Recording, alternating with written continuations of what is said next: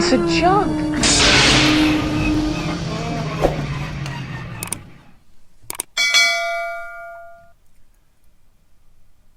Hi and welcome to Trash Compactor. In this episode I'm going to be painting the 3D printed Heavy Mandalorian.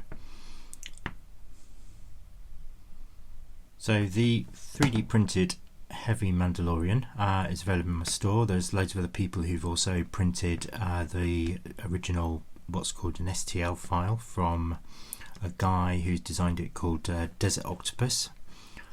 He does scans and designs of figures and makes them readily available to people to purchase, and we can purchase them and print them off. So it's a great job. Sometimes some of the prints are good, but they can have dodgy joints, so you have to have a little bit of CAD and 3D experience to sort of like redesign them to make them into successful figures. So this is a pretty standard Heavy Mandalorian that was printed and done. So I've like it as a custom creator. Wasn't totally happy with its pose. I tend to find that the arms rubbed on the body as it had pouches here, so I removed those when I initially printed it, and still found that it just there was just little small niggles with it which bugged me. So with time, what I've eventually done, I've been playing around with the file and redesigning some of the elements in the arms, and I think what I've done now is I've redone the arms and the stance, and basically redesigned the Heavy Mando so he can hold his weapon at a more comfortable angle, as well as redesigning the weapon. I do understand there's people who've already bought these, but what I'm going to do is if I'm going to make the arms and the new designed gun available at a discounted rate for people who've already bought a Mando and want to change, buy a set of arms to upgrade him, so to speak, as it's not really fair selling somebody a complete new figure. There's nothing wrong with the previous ones, it's just the stance is very vintage Kenner, do you know what I mean? It's like straight up, straight down, and he holds his weapon in a really odd way, which is probably like 99% of all vintage Star Wars figures. So this one is basically design the arms, change them around a bit, and just think he's got a better pose. So in this painting guide, rather than painting this dude, which everyone's sort of done beautifully, I'm going to paint this guy. On with painting. So I've got this array of paints. So I've got I'm using a Tamiya colour. This is medium blue. I just like the shade and think it looks very close to the armour. And then got some Vallejo paints. I've got which are existing. I've got an orange red, a light grey. I've got a sky blue. I've got some really nice Vallejo airbrush black. I know I'm not airbrushing, but I really like the way it paints on. It's a beautiful paint. I've got a Humbrol from when I first was it's been sat there for ages. It's which I'm gonna mix a bit of that with the orange to create the tone I want. And then I've got some Tamiya acrylic, which is Linoleum Deck Brown XF79. Sounds like a droid. So I've not used many Tamiya paints in the past. They're very good for modelling, so the Vallejo, it depends, they're all acrylic. I think I'm starting to move back towards enamels. When I used to be paint models, didn't do it very often. My dad's painted models for years, all enamels, massive trays. I've gone onto acrylics. I think I'm slowly converting back to enamel. I don't know why. I don't know, just a different finish, but it's personal preference. Paint pot there. I'm going to do some grey because I need to paint around the joints and the elbows and the areas of the figure that are going to be grey. So with this I'm just going to grab a nice little flat brush. Also, his head does come off. It's been put onto a ball joint. I did that because it was a stronger joint than the pin that it originally came with. When I used to get it, it's had is that a ball joint as well? Yeah, that's one of my ball joints. Okay. What happened with the pin, I found the neck kept snapping when I was first test printing, and I was like, can't be having that. That's so I changed it to a ball joint. It saves it. It's just the neck becomes a really weak point on figures. Rightio. Okay, so we'll do some painting.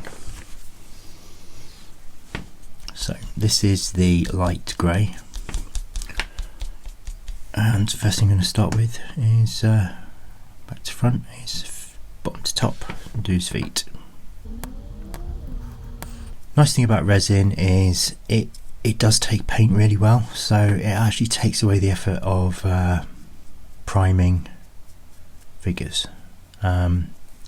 If you are an avid primer, then by all means prime away.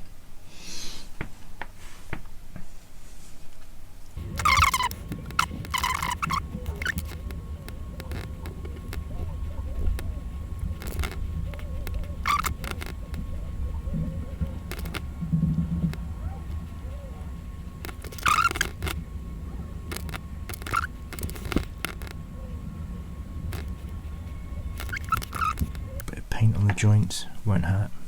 Helps with the tightening process.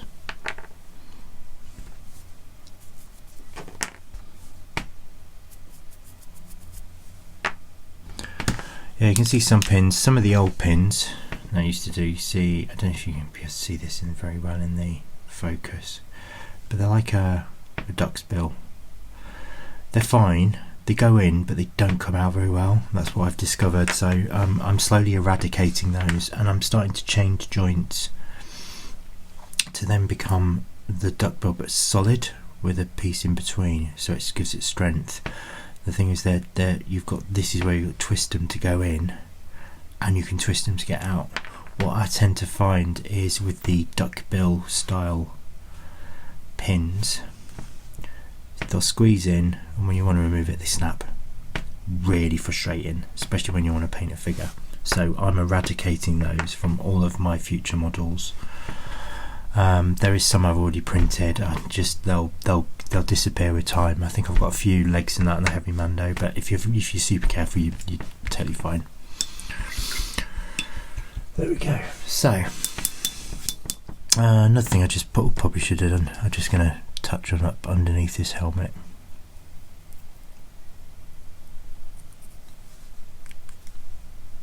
It's a good way of cleaning up the inside.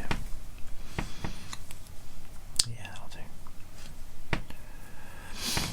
Okay, so I'm going to leave him to dry. I don't need to do anything with the jetpack at the moment because that's all going to be in a similar style orange. I'll just stick a little bit of paint on the back. Okay, so you may not notice, but because this is going to be the Heavy Mandalorian 0.2, there is some extra details that have been put on his jetpack and also into his arm, which I don't know if you can see, is a couple of holes, and that all will be revealed towards the end of this video. A little surprise. Right, so these have had some time to dry off, so the next thing I'm going to do is go up a level. So the next level is going to be the blue, so I'm going to be using this Tamiya colour. Give it a good shake. First impression, if I'm brutally honest,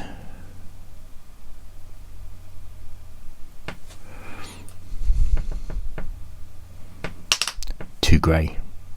Way too grey. I'm not going to be impressed with that when it dries. It's starting to dry already and it's too grey. So I think what I'm going to do is pop a wee bit into a pot. Let's move that out of the way. And I'm going to add a little bit of this Prussian blue. So I've got a grey blue.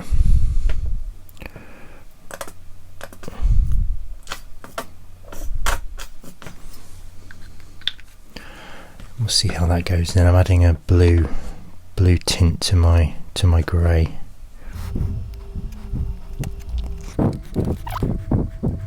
Already I prefer that. So if I now pop that over, yeah, bit of a hair there.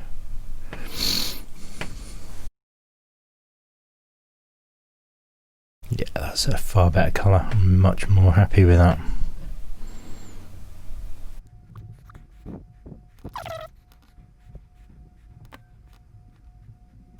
Now the only problem is when you're mixing small amounts of paint in small amounts like that, if you need to go back and do any touch-ups, if it's dried up, you're a bit screwed. You've got to mix the same colour again, so you've got to be very careful that you don't use all your paint or create any scuffs. So there we go.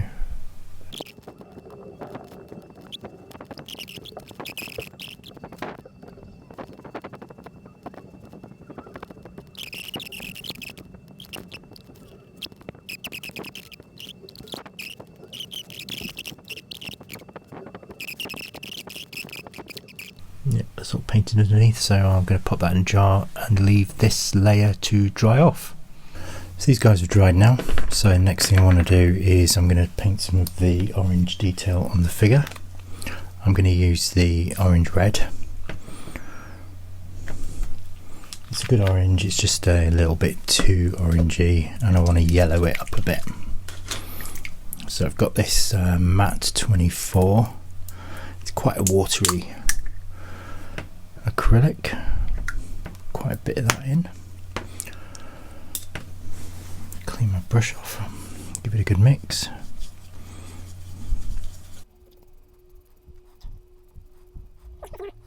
In fact, a tad more yellow.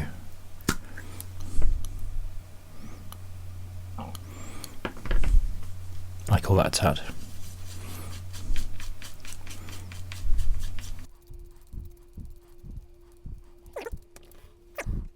I'm going to paint the jetpack.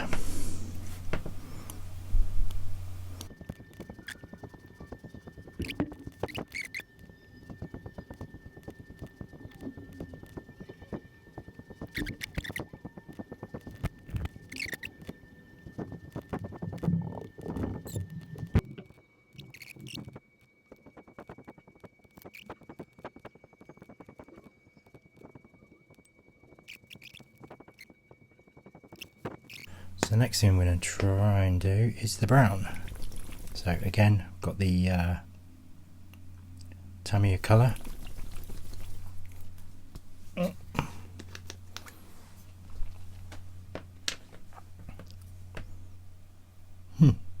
No seal. Thought it had a seal on it. I haven't actually opened this before, so it might have been opened in the shop. Oh well.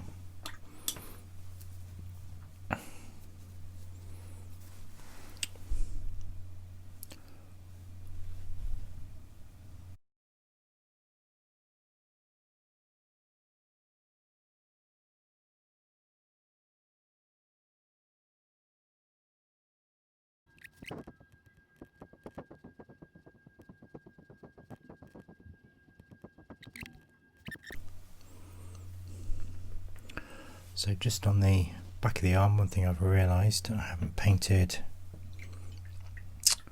me remoulding the arm. Just clean my brush up.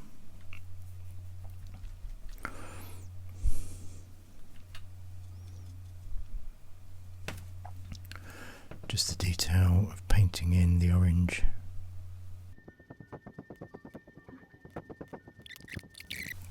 Also then work on doing some detail on the head.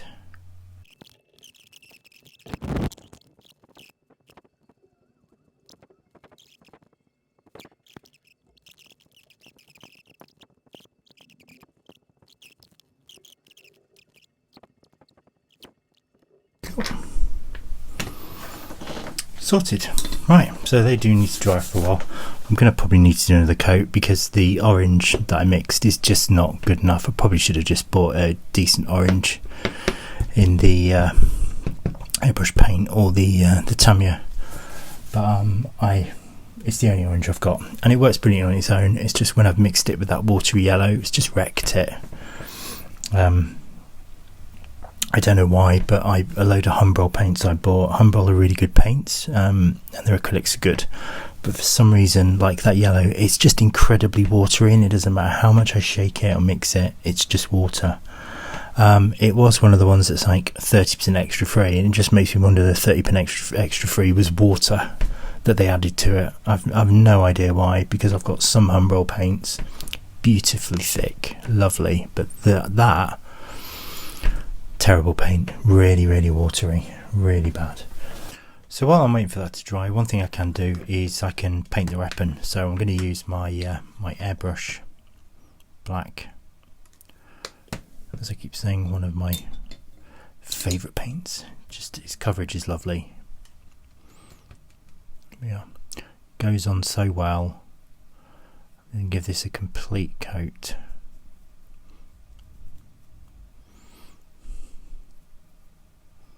Careful not to splatter anything on my other figures, other body parts, should I say.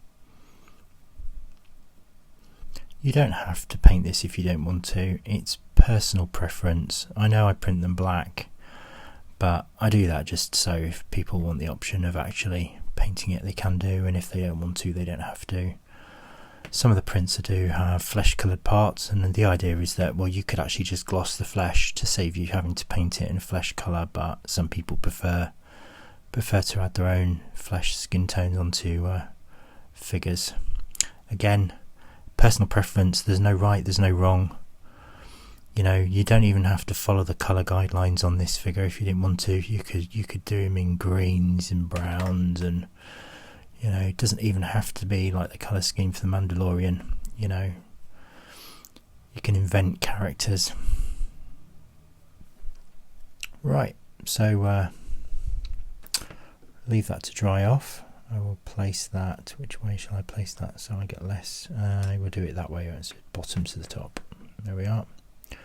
That'll dry off and that'll be good. And then once everything is dry, I'm going to give it a coat with some satin or gloss. I will figure out which colour. Probably a mixture of gloss and satin, because it'll give it a really, really vintage plastic feel or visual look. Right, so these guys have all dried off. So now is just to construct him.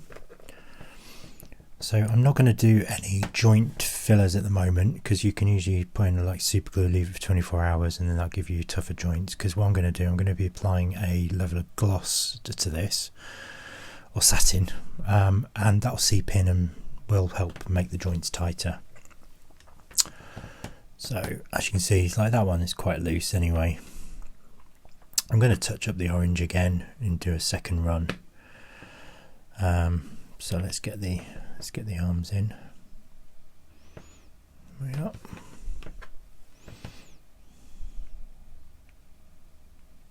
I'll make sure I don't twist them. There we are.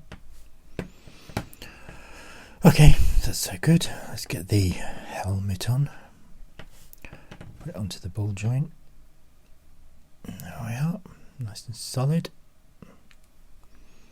And then here's a backpack.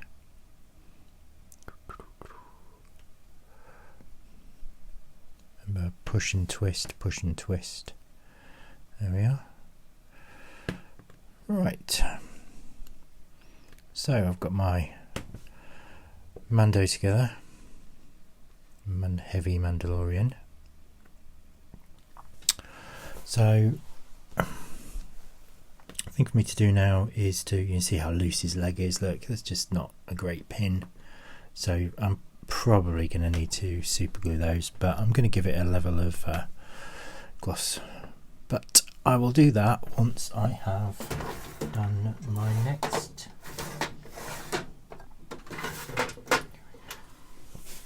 So what I've done, I've actually put a couple of holes into this, so if you wanted, you can actually connect them all together. So if I take off the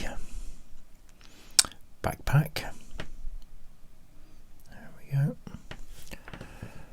The idea is rubber cable goes in the bottom and that actually connects to the gun, and then I can use the rubber cable from here, which will go into the side of the backpack. I've got a couple of varnishes. Gloss will be too shiny, satin will be just right, so I'm going to mix them.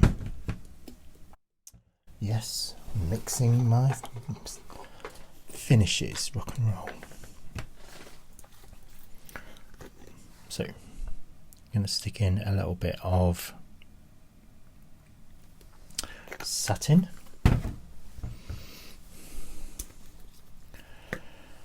and a little bit of gloss, so equal parts basically. And then I need to get a nice soft big brush. So I've got one here. Make sure I've got no colour on it, because the last thing I want to do is bleed colour into the gloss, which I've done before, I only realised. So here we are, nice big soft brush. Excellent. So I'm going to mix these two together.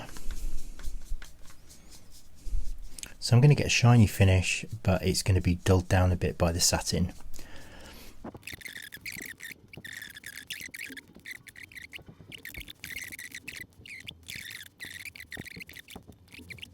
Again, I'm going to make sure the joint is laced with gloss to help it fill that void, make it a little bit more solid.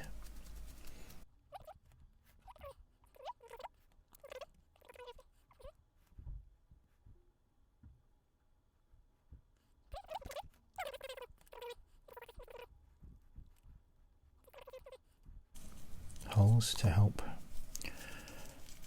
fill in the void.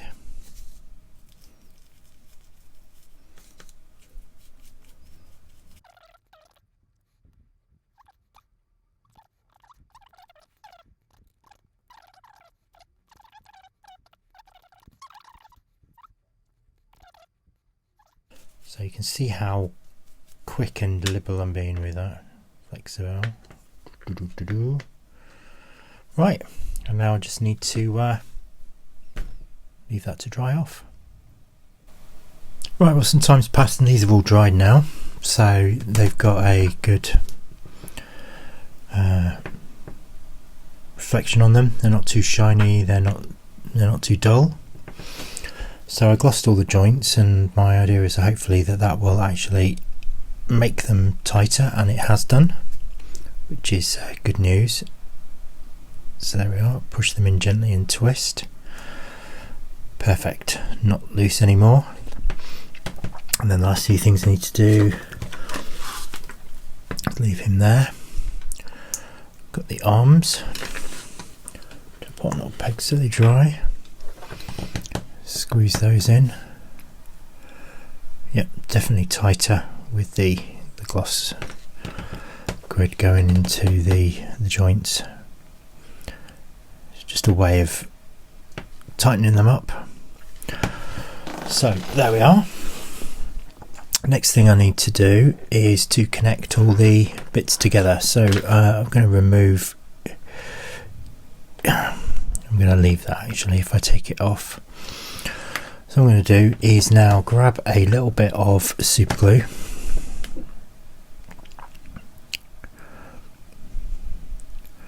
Yeah, pop that on the end. And just put that into the hole that I've made in the arm. Should fit quite snugly, there we are. And then what will happen is that will connect to the backpack. So I'm going to just make sure I trim that off to a certain length. So I need some scissors. Why is it whenever I need something I can never find them? Yeah, there we are. My plastic cutters will do. So let's snip that.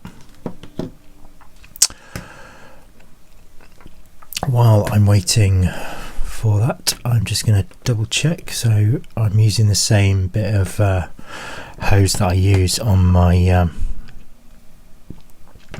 incinerator trooper, so the backpack will be there, the cable will be there. That's absolutely fine. So I'm going to do the same.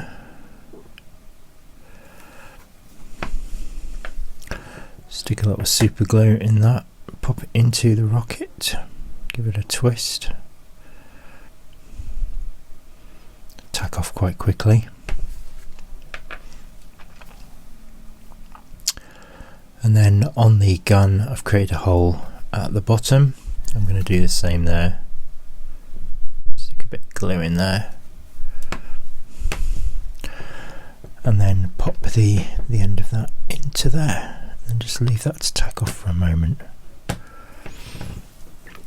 So now, as in the TV program, the backpack connects to the gun and the backpack will connect to the arm. It's obviously where he receives his ammunition or power from for each of those items.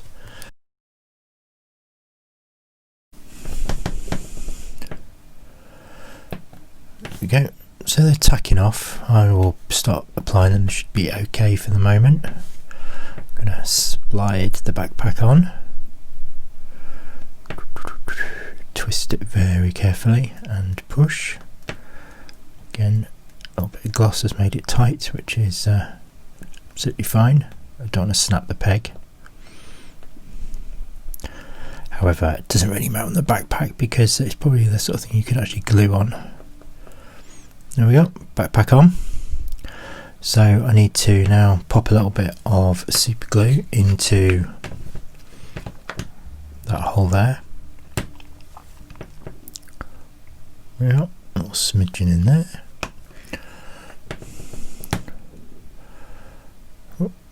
Pop that into the hole there. There we go, I think that looks quite good. And now the last thing to do, stand him up straight, pop his weapon into his hand there, and then the new designed hand now should clip onto the gun there. And there we have my finished Heavy Mando, which is not in the camera shot.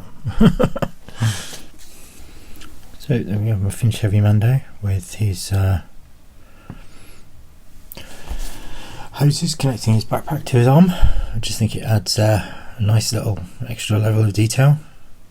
Still in the Kenner style, but there we are. Upgraded a slight little tad. So Heavy Mando 0.2.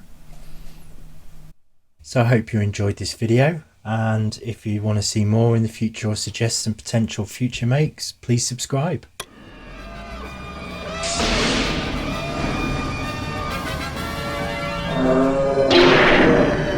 What a piece of junk!